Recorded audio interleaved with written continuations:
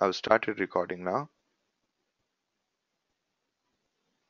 Are you able to hear me? There has been no question after Arvind after 8:33. All right, good, good.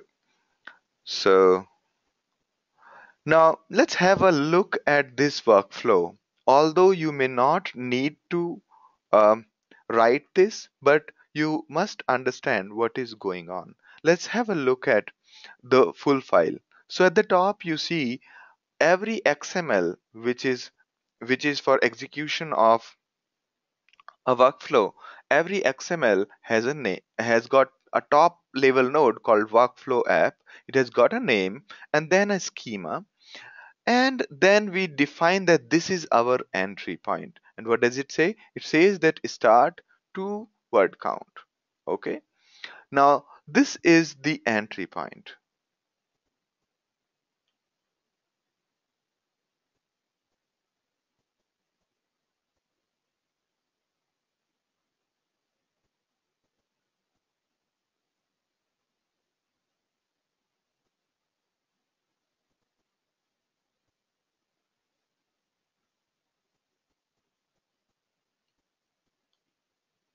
All right,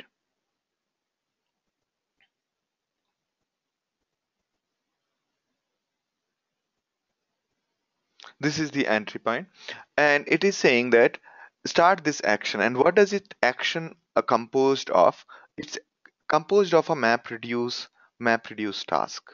This map reduce takes something called job tracker. This job tracker will come from the jobs properties. We will discuss it later. So this is an external variable which we define once and is available to all the workflows. And then there is a name node. Also, for each of the MapReduce task, we provide this configuration. This configuration says that this is my mapper class, this is my reducer class, and this is the input directory, this is the output directory. So here you can correctly guess that there is no driver class. So the role of a driver is being played by this XML. So we have to do the configuration inside this XML. All right.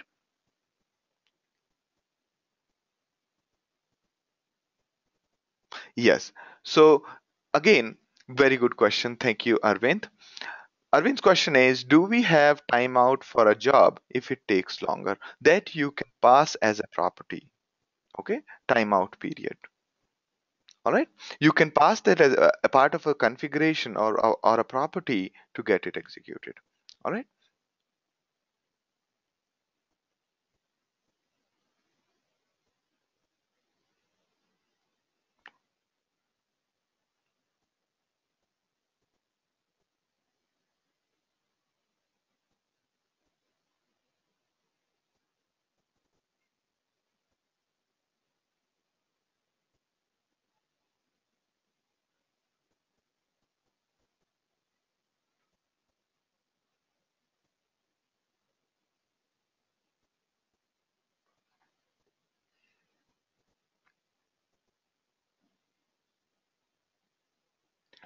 So here you have a word count example.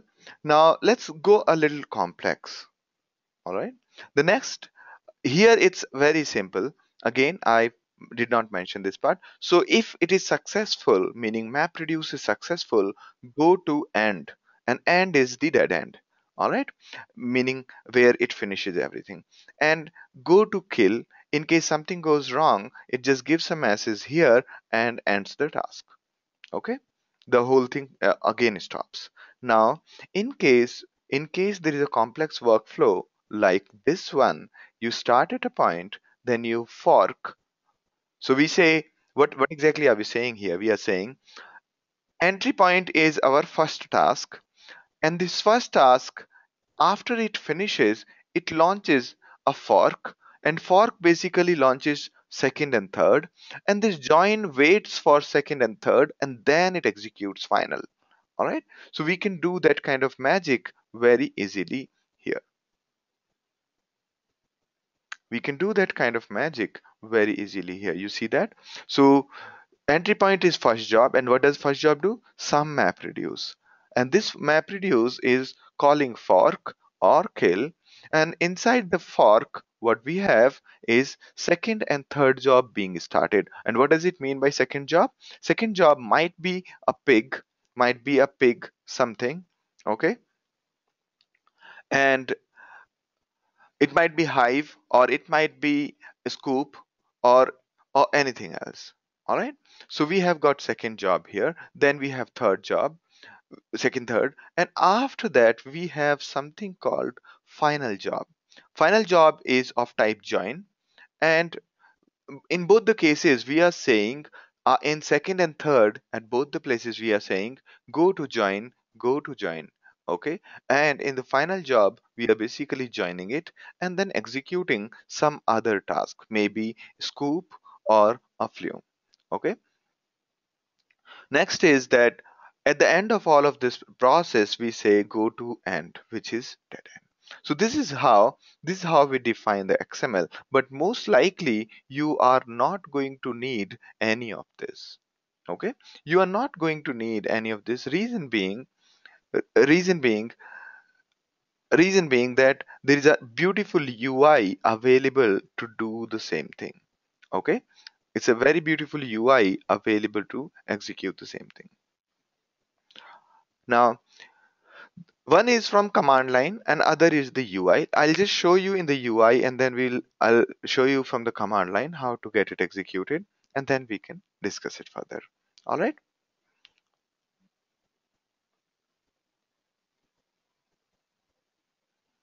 So here second and third jobs are cascading. That's correct.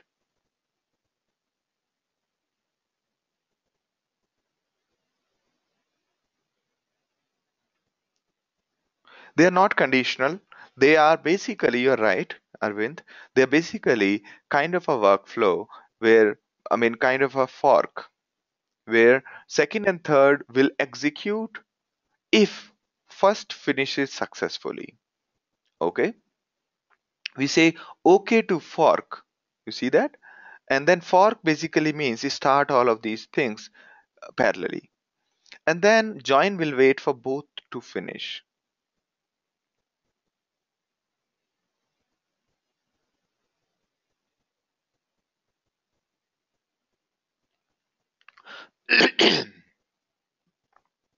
Great. And then in the final it either ends or at every point, whether the first job, second job, third job, in case an error occurs, everything goes to kill. Okay. All right, the same thing could be done using this Ambari's UI.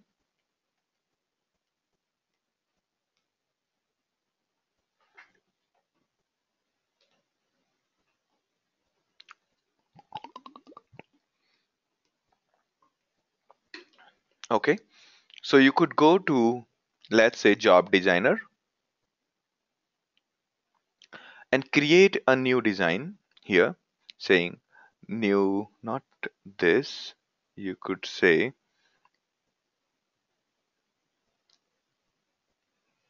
so the Uzi is down.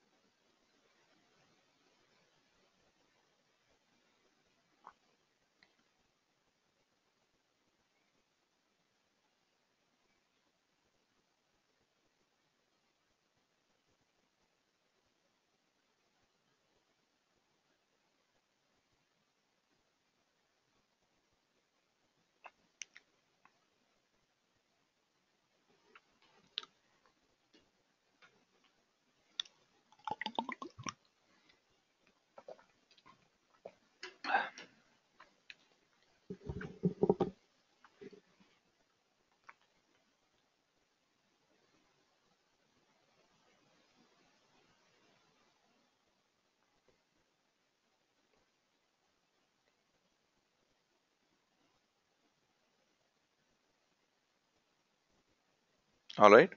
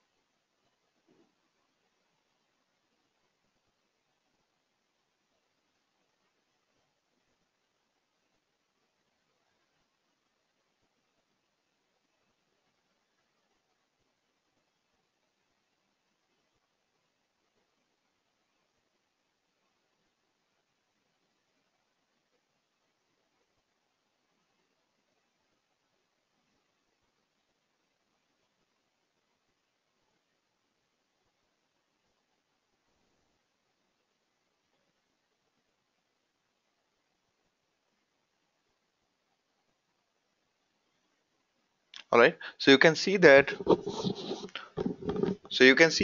we have created the jobs here and they have been suspended. No worries. And here you can go to the workflows and create a workflow. You can give it a name, say, all right. And in this, we can drag and drop things. We can say that, let's say we want to say that download data using say Scoop, or let's say not streaming. Okay. So let's say we are saying dist cp. Okay. On one hand, our dist cp is going on. So let's just copy the dist cp here.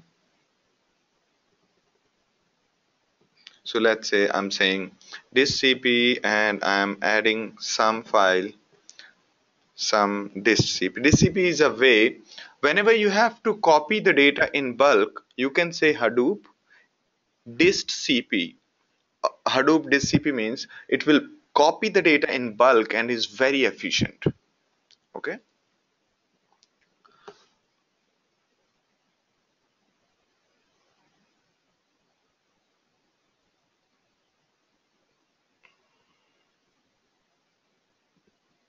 All right.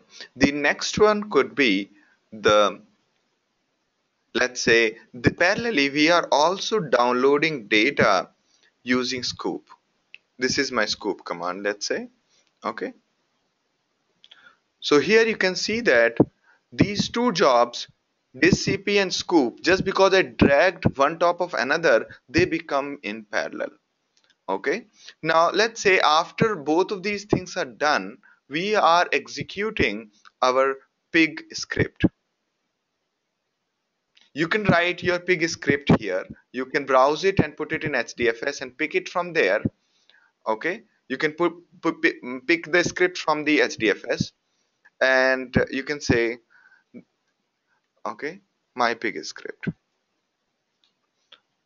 And you can also do prepare, as in what are the directory structures need to be prepared. Maybe you want to create a directory, or maybe you want to delete a particular folder before running the pig script. Okay, so you can do all of that in these. So you can, let me just, for symbolic reasons, let me just pick anything which looks like a script. I'm just putting anything here. So you can see that here my pig script is going to be executed after DSP and scoop finishes. After that, we can similarly put a MapReduce, put a streaming, Hadoop streaming, in which we can execute any program as MapReduce. And then if you want to execute a custom Java code, you can put that Java code here. Similarly, if you want to execute your Hive script, you put all of that into a file, and all your SQL queries into a file, and put that code into HDFS and run it using Hive. So you can see that clearly that almost everything could be done using this. Okay. Sometimes you have saved this as a workflow, and there is another larger project in which you are trying to execute this. In those cases, you could use something called a sub workflow. Similarly, you can send an email once everything finishes, and in case you want to do some Hadoop file system operations like copy data from here to there, you can do that using this. All right. Similarly, in case you want to execute a remote command during the whole process, you can use SSH. And if you don't find anything useful here, you can use a generic workflow. Okay, in which you can give your XML workflow XML as we defined previously and get it executed. Okay, and all the shell commands can be executed using the shell script. So you can see that clearly we can create such workflows using Oozie. All right.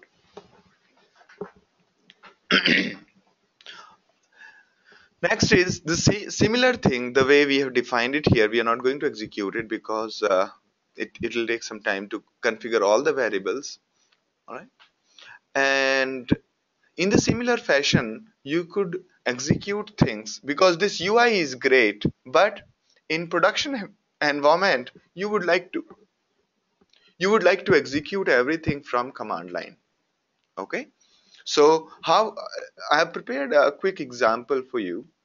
So let's say our UG server is running on Hadoop too. Let me just SSH there. Okay.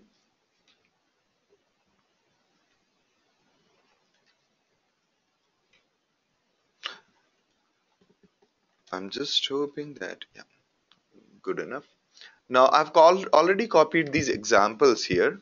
You can see Uzi somewhere.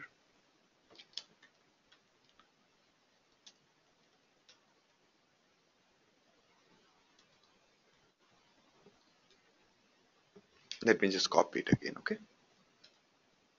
So we have got Uzi examples. We can unzip this folder. We can say, how do you unzip? We say tar minus Z is for zipping, I mean compression, XVF, and we say Uzi. So here you have examples.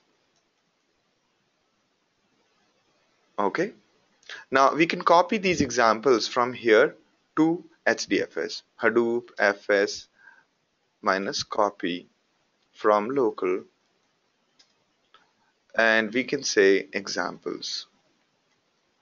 The directory already exists most likely because we had created it already. So yeah, that's the error it's giving. Okay, so we can go here. So it is already uploaded here.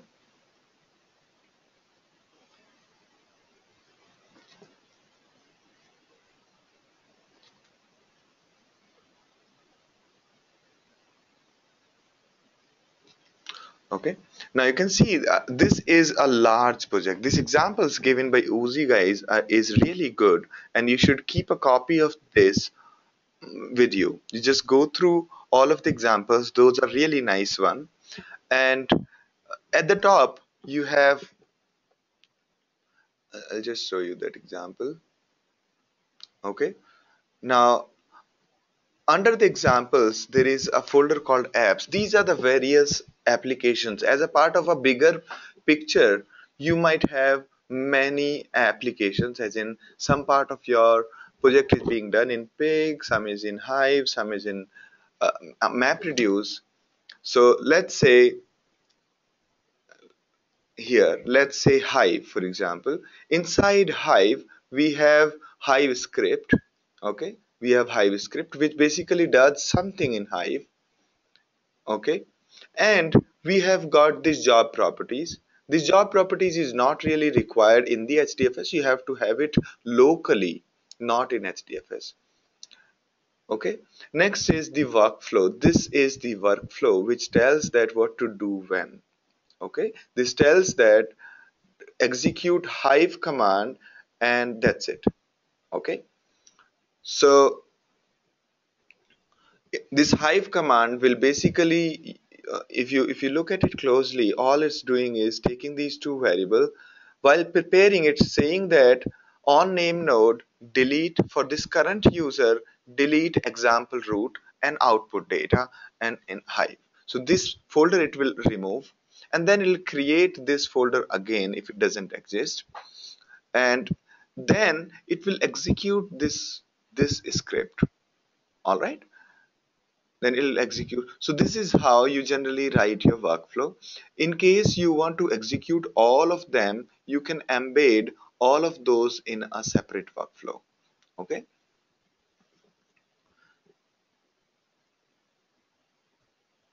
now once you have, so you can copy this is already there in local folder examples. So you can see, so under apps,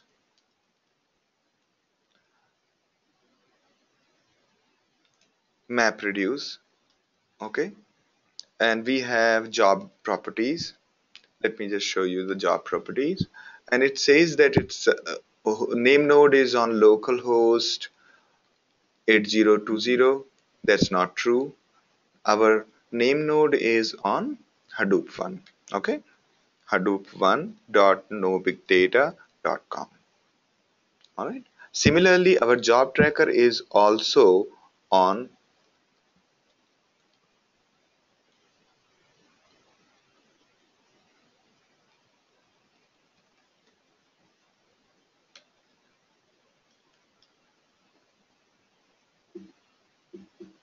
Make sense? Now you can run it. And what does it say? It says the configuration file not found. That's okay. And we could just remove everything before it. All right. Now it's running that job. Okay. So this job will get executed on the server. So what did we do? We used a client called Uzi. We told Uzi that we are trying to execute a job, and we are telling that this is the server, this is the coordinator here at this URL, and my job configuration is in job.properties. And what does job.properties have? It's very clean. So it shows that my job.properties contains only these variables. Rest of the data is in HDFS. Okay, the XMLs are in HDFS, the input scripts are in HDFS, everything else is in HDFS. Only this job.properties, which tells that where is my home folder. And if you remember, this is what current user ID, which is a student. This is example root, what we have just defined, and rest we have already shown you, right? So this is the HDFS folder available to us. Okay, that's it. So it will execute the work and get it done and push it to the production. All right. Now the same will be, you can copy this and check the status and see what is happening to it. All right. So we can say, okay, so we can ask the status of the job and it would tell you what's happening. Okay, it's saying that it's in the preparation mode. All right, so this is how you generally execute an Uzi workflow. You prepare the workflow and put everything in HDFS except for the job.properties, and using the job.properties you launch the whole workflow from the command line, or you can create a coordinator from the UI. You can also create a coordinator here. Coordinator is something where you can define a frequency. Here it's running the process whatever we have scheduled here. So coordinator is something, if you go to coordinator you can create your own coordinator and define that a frequency. You can define that on these inputs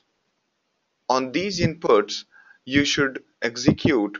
It's not letting me do, let's say, test workflow here. So you can define a frequency, and after that you could define, okay, what exactly is wrong. Yeah, you could define that what are the input files that require to be present before this thing gets executed. So unless the data is present, this workflow will not get executed. But that's optional. Okay, and there are some more advanced settings where you can also define outputs which can be used in the other workflows. So this coordinator service is actually useful to execute your workflows. Now there's a question from Damodaran. Is this workflow to do a test job or real-time MapReduce job? This workflow is actually executing the real-time MapReduce job. Okay.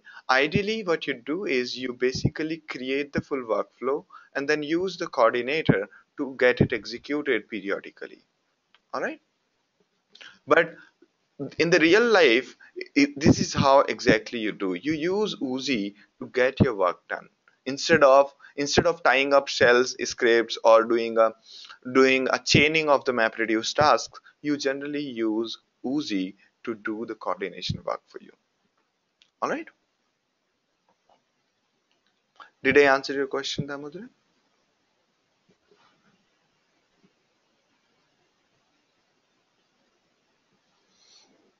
All right. So, and these are the various sections which we have already defined.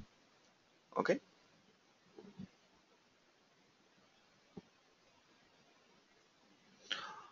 All right. So, great. Now, coming back to the discussion, which was a general discussion. So,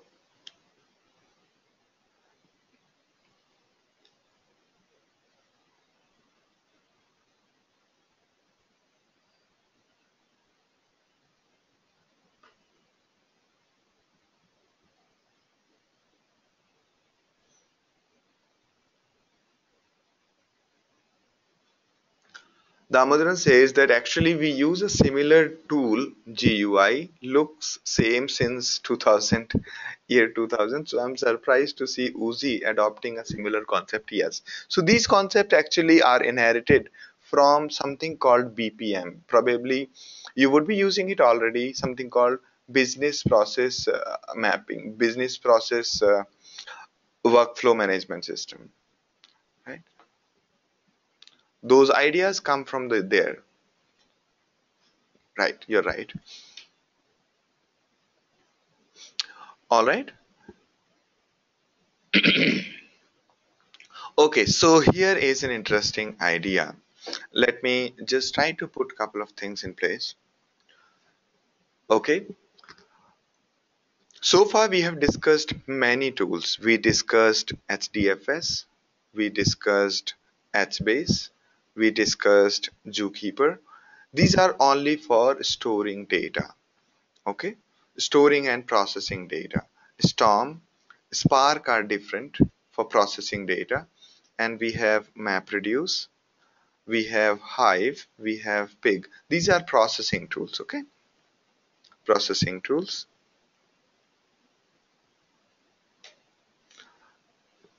All right, did I miss something?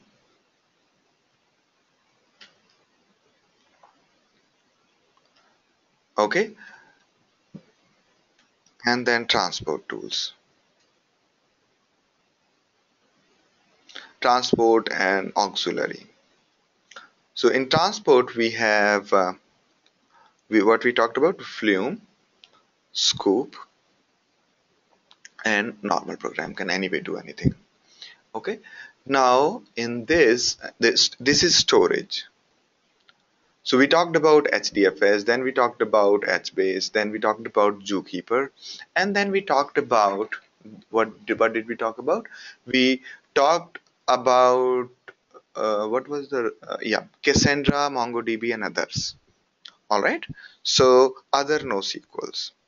So there are we will talk about the comparison of NoSQLs against HBase. Till then, so there is HBase and there is a NoSQL. Till then, let's discuss about the current model. NoSQLs could be Cassandra, MongoDB, CouchDB, etc. We'll discuss this part maybe a little later. Let's discuss what we have already worked upon. Pig, yeah, Pig I have considered this. Pig Latin. Did we miss anything? Arvind, Urs?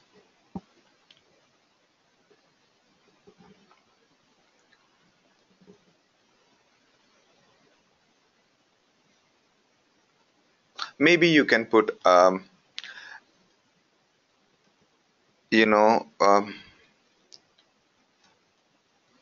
maybe you can put Mahad also here itself,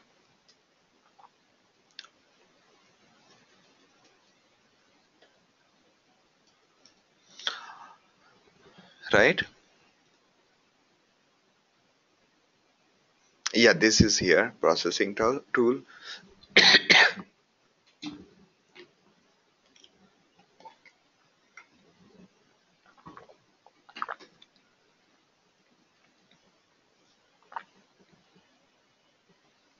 Yeah, streaming is what we are saying here, Spark and Spark streaming.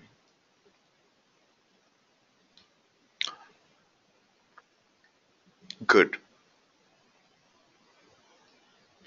All right, great. So we talked about these many tools during these discussions, and this is still remaining. Okay, we'll talk about this a little while later.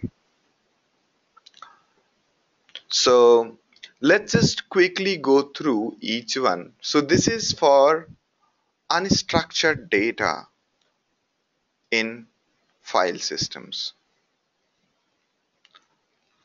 Okay, so file system is of course for unstructured data. Okay, so file system is of course for unstructured data because there we don't know.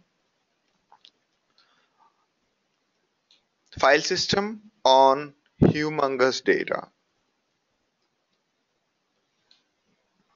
Fine, everybody is okay with this. And then zookeeper. So you might tell me when not to use zookeeper and when to use HDFS. Can anybody tell me a quick single line definition which separates it from other data? Quickly, what does zookeeper do?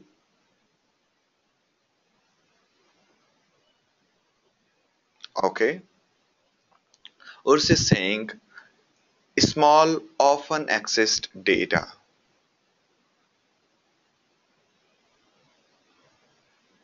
Okay, Damodaran is saying zookeeper is orchestrator and resource profiler. So it doesn't do orchestrating by itself. It lets others do orchestrating by providing the data.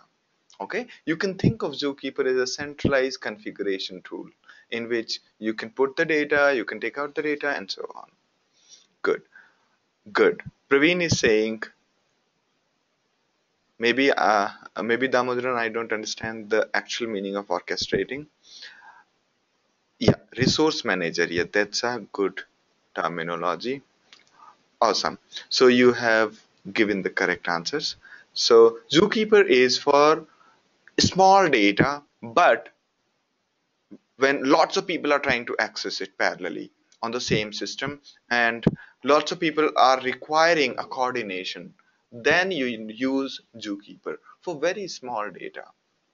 Okay, and small data, a small number of write requests as compared to the read request, but humongous read requests. All right, then HBase. Quickly, anybody? Or let me just put MySQL also here. Okay, anybody quickly in a single line definition? When do you use HBase for what? Yes. So Arvind is saying structured. Okay, anybody else?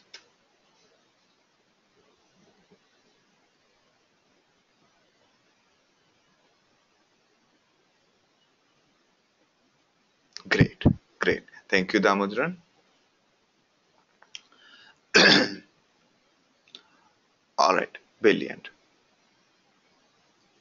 Good, good. So this is, I'll go with this definition. Whenever you have to store semi-structured or structured data where millions to billions of rows are there, then you go with HBase. Okay. In SQL, it's for strictly structured data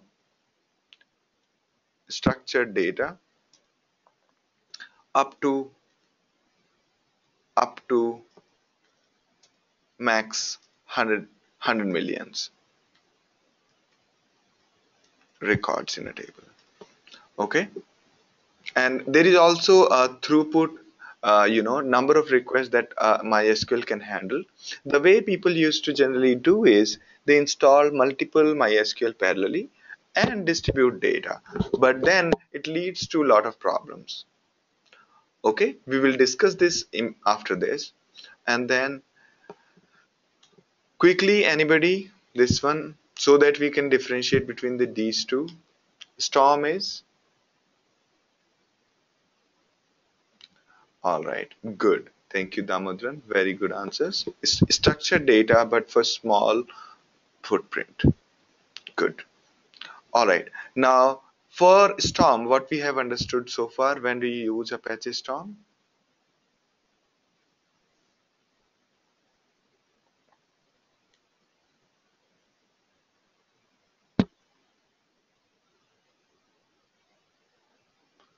For streaming, yes. And but for streaming, you have Spark also. Then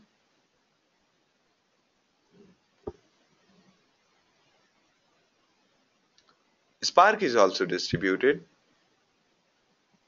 For streaming, it's a distributed streaming. Let me just update, merge the definition of Praveen and Damodran. For distributed stream processing. Stream processing. Okay. But that Storm also does. So a quick thumb rule is when your latency requirement, latency, when you want latency to be in milliseconds. Okay. Spark is also stream processing. Stream processing as in processing data almost near real time, and when your latency requirement is in seconds. Okay, maybe sub-second.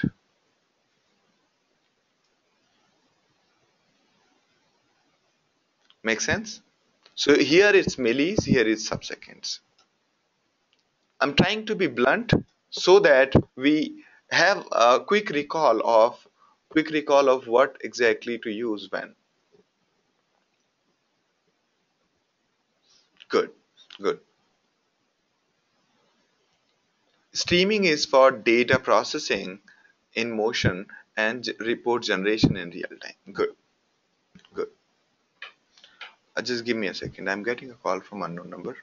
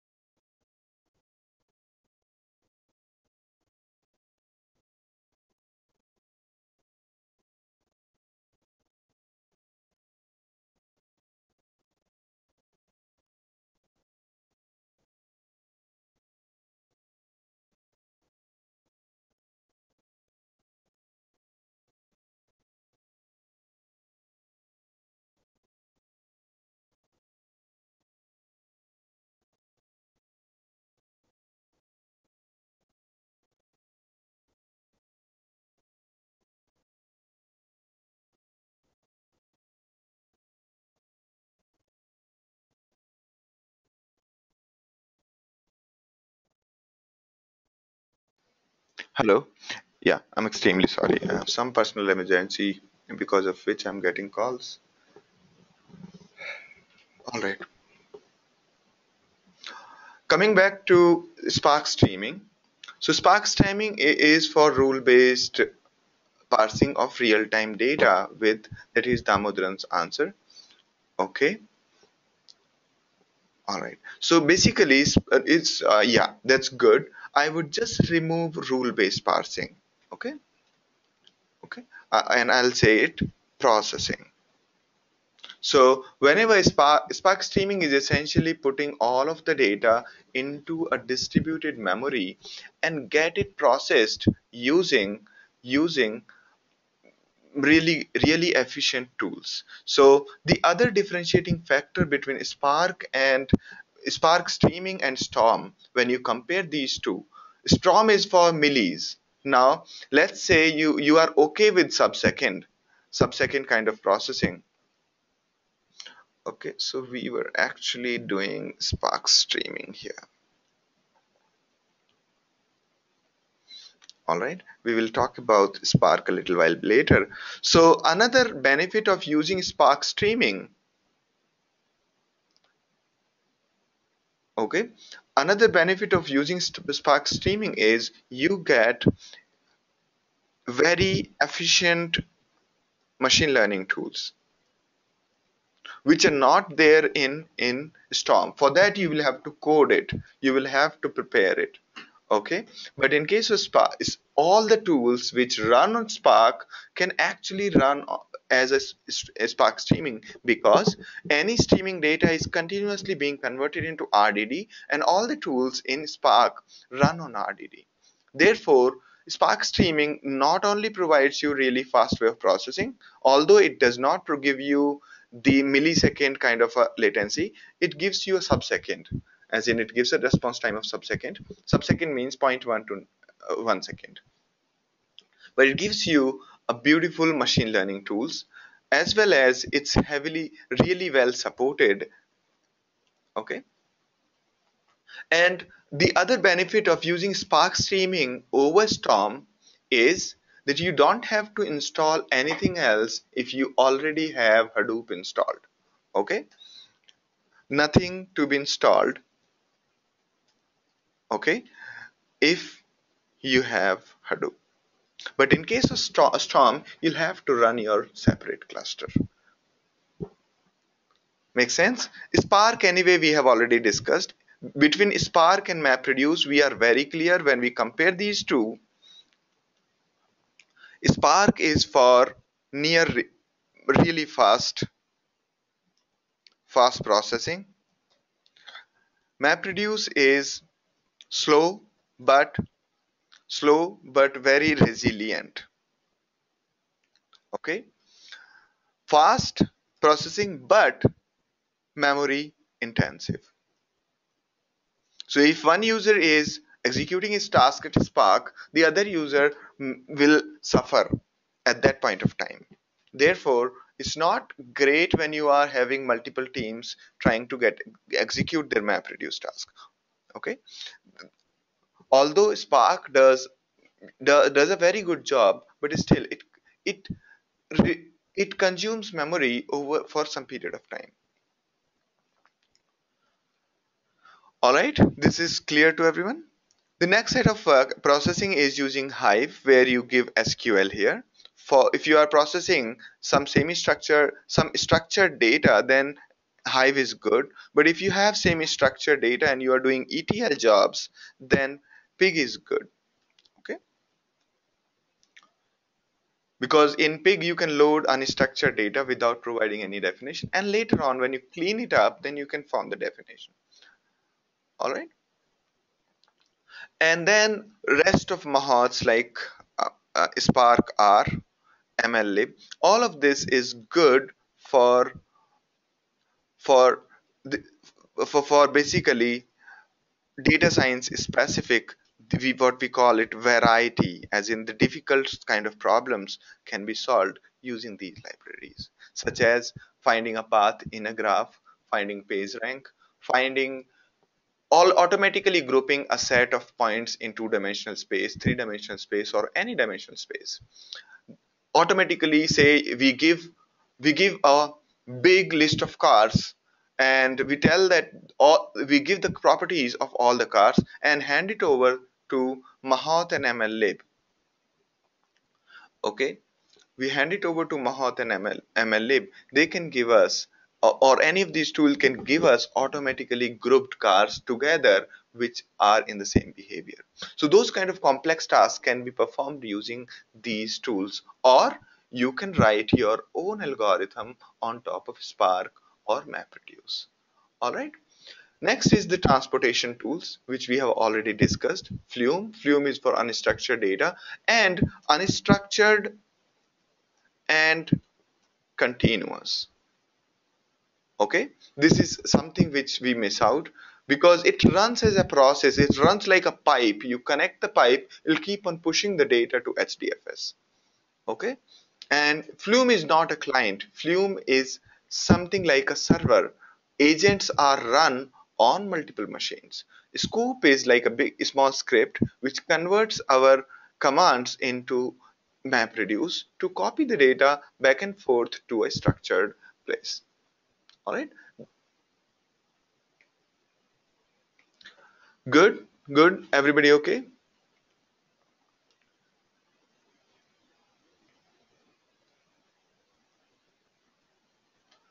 Now, if we have got few questions, let me just copy these. Other thing main Spark is the processing is done in the RAM and not sequential like HDFS. That's correct, Damodran. Thank you. Yes. So not only RAM, although Spark has started providing persistence of the data, like RDD is persistable. So still, it does consume a fair amount of RAM. Now let me, yeah, two separate teams. That's what. Yeah. So Arvind is saying we can set up two separate teams. One is for real time, other is for batch. Correct. And that's what is called a Lambda architecture. Okay. This is called a Lambda architecture. That is something popularized by players like MapR. So a Lambda architecture is nothing but your data is coming from two ways. One is a slow way and other is a fast one, and that's being consumed at a single place. And that's where it makes a diagram like a lambda. Okay.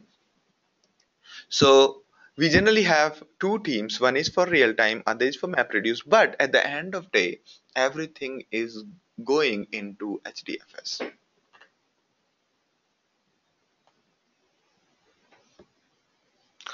All right, great.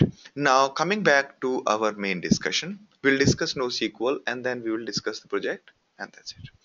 All right. So in the similar fashion, the way we have discussed all these components quickly, I hope everybody is on the same page.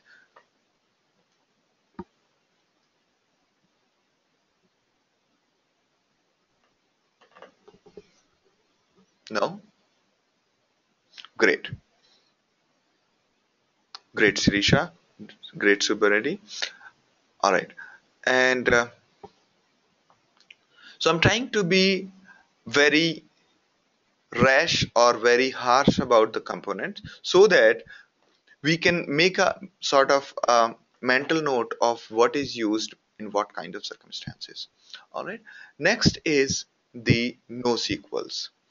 All right. Again, in the same way, NoSQLs, there are many NoSQLs such as Redis. Redis is best used when data is rapidly changing. Again, Redis is in-memory database. In a single sentence, somebody asked me what is Redis. It's in-memory database, but supported on the disk. Okay, which means in case a machine gets turned off, there is a backup data available. Okay, so it's for rapidly changing data with a foreseeable data size, which means small data. Whenever we talk about in memory, like the way we talked about Zookeeper, the data was in memory and was copied all over the network, right? same data was copied to all the nodes, so that the reads are extremely blazing fast, and that too is from the memory, right? In the similar manner, we have Redis, which is in memory database, but for bigger sizes than the Zookeeper. Zookeeper is for very small strings, data in KBs or MBs. All right. Now, for example, if you have to store real-time stock prices, real-time analytics, leaderboards, and then real-time communication of whatever you used Memcache before, you could use Redis. In the similar way, you could actually use, but remember that if you have got humongously big object, it actually becomes little difficult in Redis. Reason being, the the way Redis has been organized is not like resilience dataset, is not like perfectly distributed. Okay, so Redis is good when you are storing objects, but it may not be able to store an object which is bigger than your RAM size. If you are trying to store a single object which is of few hundred gigabytes, a single object, that you cannot do using Redis. But if you same thing you can do using RDD. Okay, so Redis is also a competitor of Spark. But Redis also provides storage, while Spark does not provide storage. Next is MongoDB. MongoDB is a database which can also be used in a smaller data environment. The benefit of MongoDB is that translating a bigger object into file flat is, so whenever you have ORMs, object to relational mapping, when you have ORMs, there is always something called impedance mismatch. Why? Because the backend, such as MySQL or MS SQL or any of these, are tabular structure. While in the memory, whenever the way we have been used to an object-oriented programming, we are used to having objects within an object. Like customer contains a string. A string is an object. So objects within an object is a classical case in case of object oriented programming. Now if you have to push this data which is in object format into into a database which is like a tabular structure, you have to break it down into multiple tables, and that becomes a very big issue. There is always an ongoing battle of developers life where they keep on writing the XMLs, configuring the big object structure with the flat file system, and that becomes a little too annoying when you are in a rapidly changing environment where, let's say on a web, you have to do a release every now and then. Now every time you make a change, you have to update your tables, upgrade your tables, just because your object is changing a bit. Okay, so in those cases MongoDB can be of use, and MongoDB is also heavily distributed just like Zookeeper. Okay, it has master slave, it has automatic elections with which a master is selected and there are slaves. And replica is not like one copy is not copied to all the nodes. We can configure that this machine has got 3 copies, that machine has got 2 copies. We can configure that, and we can also distribute the load on MongoDB. So most of the cases where we are trying to store and update the objects, we can use MongoDB. The only problem with MongoDB is when you have to prepare the reports. If you have objects, so the tables which we call the tables in MongoDB is called collections. It's a collection of documents. The way tables are a collection of rows, the collections are a collection of documents. Document is a JSON object. So you take a lot of JSON object, keep on appending to a collection. Okay, that's what MongoDB is. So if you need dynamic queries and you prefer to define indexes, not MapReduce function, although MapReduce is possible on MongoDB. Okay, if you need good performance on a big DB, and if you wanted CouchDB but your big data changes and filling up disks, then you go for MongoDB. All right. So MongoDB is quite useful. The only problem occurs when you want to join two collections. In MySQL on relational, joining is like everything, right? In case of MongoDB, joining two collections is a big hassle, and for that you have to use MapReduce. So analytics becomes a bit of a headache when you start using MongoDB. Otherwise, it's good enough. For storing, it's good, just that analytics becomes a little annoying. Now, there is Cassandra. Cassandra is a direct competitor of HBase. The only difference with Cassandra and HBase is Cassandra, for Cassandra, you have to install your own separate cluster. If you have a Hadoop cluster, then Cassandra might look like an overkill to you. Okay, but if you have a different purpose completely for a database, then Cassandra is good. You can dedicate a couple of systems for Cassandra. All right. So so it's good, and it's almost like SQL because it provides like SQL query to you. So I made some modifications to their Cassandra SQL because it was not really great, but they themselves also modified it in the newer versions. So Cassandra is good if you are okay in installing the new cluster for your web application. Otherwise, you can go ahead with HBase. Okay. So HBase we have already discussed for billions of rows and millions of columns. Okay.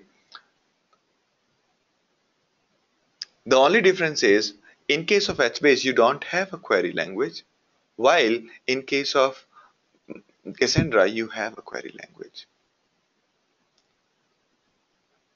Now that was a quick discussion on most commonly used databases. Okay, and there are other similar tools like Accumulo, Hypertable. Those are, I would not like to discuss it right now. You can have a look at in more details at this URL. All right, at this URL you can have a look at it. Now let's have a discussion about, do you have any questions at this moment?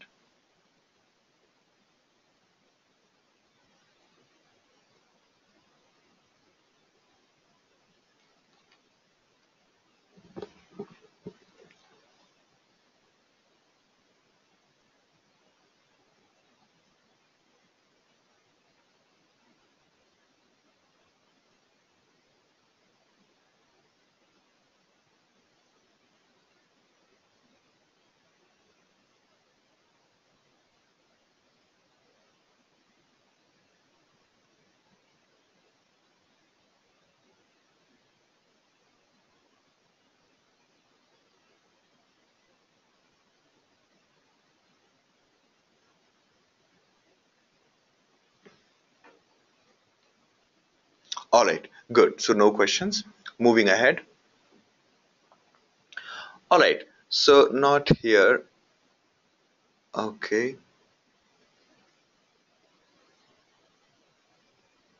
so let me go to, we earlier were giving a custom project where people were planning their own project. If you have something in mind, you can discuss with me and I can help you in that project.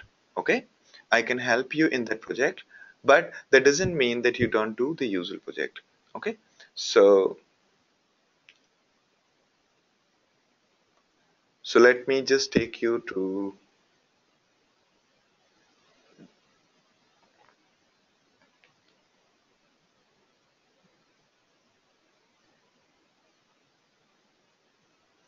all right, this is the project discussion.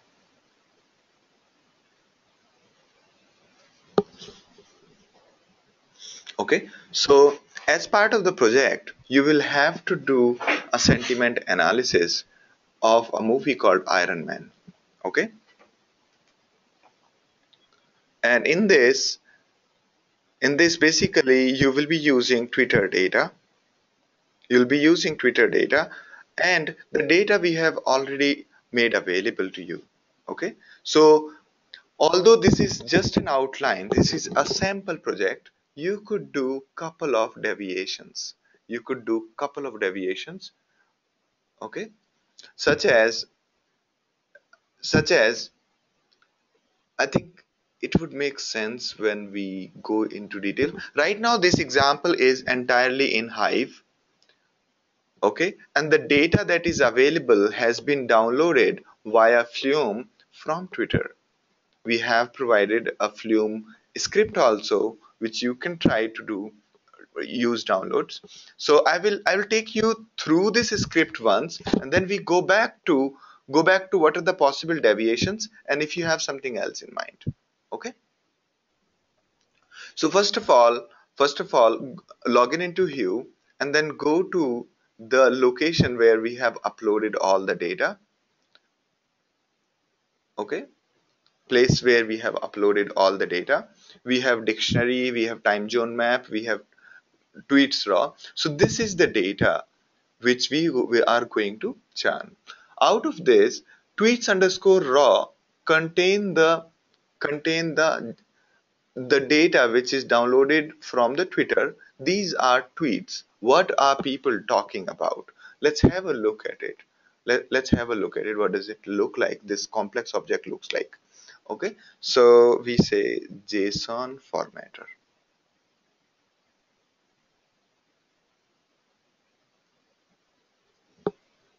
So you can see here. So you can see here the JSON formatter basically cleaned up our JSON data in a very neat way, and it's basically each tweet, each JSON object is a tweet. And here you can see there are all sorts of details. Out of this is important to us. The text, what exactly people talked about. Second, the language in which we are talking. And then there is country, time zone, and everything. So rest of it is not important to us. Okay. So one important thing in this is ID, tweet ID. There is ID, you see, and the text what people talked about, and then the time zone. Using time zone, we will infer their location. Okay. And how would we do that? By joining this data with time zones map. Okay. This time zones map provides the country name, time zone name, and country name. Okay. Based on that, we'll infer tweet has been done from which country. Okay. The other thing which we'll be using is a dictionary. This dictionary tells about, given a word, you abundant is negative or positive. Okay, abundant is negative, and this is a dictionary of all the words. It tells you what is the polarity and what is the sentiment of each word. Okay, so we'll be using these three files.